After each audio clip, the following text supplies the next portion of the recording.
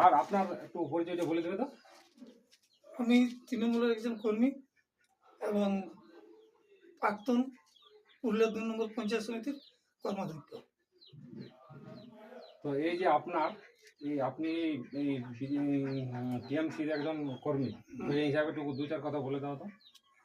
কতদিন থেকে মানে আপনি এই পার্টির সঙ্গে আমাদের join করেছেন? ৯৮ সাল থেকে আমরা এই দলের সঙ্গে যুক্ত। যুক্ত? ১৩ থেকে ১৮ এই সময় আমি পঞ্চায়েত সমিতির টিকিট নিই এবং জিতি এবং আমাদের পুরুলিয়া ২ নম্বর পঞ্চায়েত সমিতির কর্মাধ্যক্ষ পদ পালন করেছি।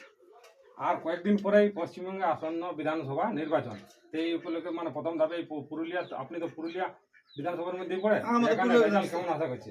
এখানে কি আমাদের প্রার্থী মাননীয় সুজয় ব্যানার্জি মহাশয় মানে এবার জিতবো। জিতবে? হ্যাঁ, 100% শিওর যে আমরা এবারে জিতবে। জিতবো। তো এই যে কিছুদিন আগে একটু গোষ্ঠীদ্বন্দ্ব শোনাচ্ছিল খবরে, এই সমাজ মিডিয়ায় দেখাচ্ছিল। এগুলো হয়, আমাদের তো বড় দল, হুম তো সামান্য একটু হয়। হুম। তো যাক, আমাদের নিজেদের মধ্যে এটা মিটমাট হয়ে যাবে এবং আমরা জয়ের ব্যাপারে একদম 100% আশাবাদী। আশাবাদী। আর এই যে তুমি মানে এই যে টিএমসি পার্টিকে ভালোবাসিছো, তো এটার কারণ? এখানে তো কাজ করতে গেলে, মানুষের কাজ করতে গেলে মমতা ব্যানার্জিকেই চাই। চাই মমতা পশ্চিমবঙ্গে? ব্যানার্জি ছাড়া কে উন্নয়ন করতে পারবে কি? না। তার জন্য একমাত্র মমতা ব্যানার্জি আমাদের পথের দিশারি। হুম তাই আমরা এই ইয়ার আদর্শকে আদায় করে আমরা চলি। হুম। একমাত্র দল যা মানুষের উন্নয়ন ঘরে ঘরে পৌঁছে গেছে, এই জন্যই আমরা এইভাবেই দলটা করি। করি। বা এই যে তুমি বলছো যে 100% জিতবে, আপনাদের প্রার্থী ঘোষণা হওয়ার পর মাননীয় মুখ্যমন্ত্রী বলেছিলেন যে আমরা আরো জিতবো, আরো বেশি সিটে জিতবো, তো এই আত্মবিশ্বাসটা? হ্যাঁ, এবার আমাদের 250+। প্লাস। হ্যাঁ, আমাদের গোটা মানে পশ্চিমবঙ্গে 250-এর বেশি সিট নিয়ে আমরা ক্ষমতায় আসবো এবং চতুর্থবারের জন্য আমাদের মুখ্যমন্ত্রী মমতা ব্যানার্জি।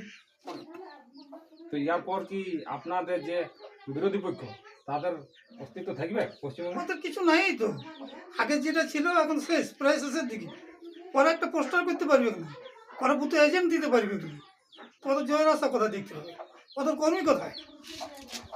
ওরা শেষ হয়ে গেছে। এমনি বিজেপি পার্টি হচ্ছে বড় লোকের পার্টি, এটা সাধারণ মানুষের নয়। সাধারণ মানুষের একমাত্র মমতা ব্যানার্জি, সারা গরিবদের, এবং উন্নয়ন ঘরে ঘরে পৌঁছে গেছে তার প্রমাণ। আগামী 23 এপ্রিল তো নির্বাচন বিধানসভা পুরুলিয়া জেলায়, কিন্তু আপনাদের 2011 সাল থেকেই তো পশ্চিমবঙ্গে পালাবদল হয়েছে। এর আগে বামফ্রন্ট ছিল, তো পালাবদলের পর থেকে আপনাদের যে সিটগুলো বাড়ি বাড়িয়েই যাচ্ছে, তো এটা কিছু কারণ হিসাবে বলবে? এটা উন্নয়ন। যেমন 2011 ছিল 184টা, 2016 সালে ছিল 211টা, আর 2021 সালে 215টা। তো ইয়ার পর উন্নয়ন একটা হচ্ছে আমাদের কত উন্নয়ন। আশা করছে? আমি তো বললাম তো 250-এরও বেশি। বেশি। এটা কারণ হিসাবে কারণ হিসেবে একটাই, উন্নয়ন, ঘরে ঘরে উন্নয়ন। এমনও উন্নয়ন যে ঘরে ঘরে পৌঁছেছে, এমনও বাড়ি নাই যে তার ঘরে আমাদের এই যে প্রকল্প পৌঁছে নাই। জন্ম থেকে মৃত্যু পর্যন্ত আমাদের এই প্রকল্প, সরকারের প্রকল্প, রাজ্য সরকার, তৃণমূল সরকারের আমাদের মানুষের এই প্রকল্প ঘরে ঘরে পৌঁছেছে। এই উন্নয়নের জন্য আমরা 200-এরও বেশি 50 সিট পাবো এবং আমাদের এই তৃণমূল কর্মীরা 365 দিনেই মানুষের কাছে থাকে, মানুষের পাশে থাকে।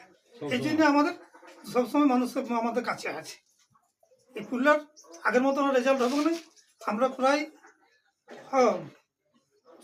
7-2 আমরা রেজাল্ট করবো। 7টা আমরা পাবো, 2টা বিজেপি পাতে পারে। 9টা সিটের মধ্যে? এই 9টা সিটের মধ্যে একদম, এটা সময়ের অপেক্ষা শুধু। 4 তারিখে মিলিয়ে নেবেন এই কথাটা। ভোটের পরে, রেজাল্টের পরে? হ্যাঁ, রেজাল্টের। তো আপনাদের এই পুরুলিয়া বিধানসভাতে একদম শিওর জিতছে? হ্যাঁ, পুরুলিয়া বিধানসভা একদম 100% আশাবাদী আমরা। কোন কোন মানে পুরুলিয়া যে 9টা সিট আছে, তো 9টা সিটের মধ্যে কোন কোন জেলা মানে কোন কোন বিধানসভা? আমাদের দুই জায়গায় লড়াই করার মতন আছে, মানে 2 জায়গায় হাড্ডাহাড্ডি লড়াই হবে, বাকিগুলো আমরা জিতে যাবো। 2 জায়গায় হাড্ডাহাড্ডি মানে জয়পুর আর পাড়া, এখানে হাড্ডাহাড্ডি লড়াই হবে, বাকিগুলো আমরা জিতে যাচ্ছি। নমস্কার।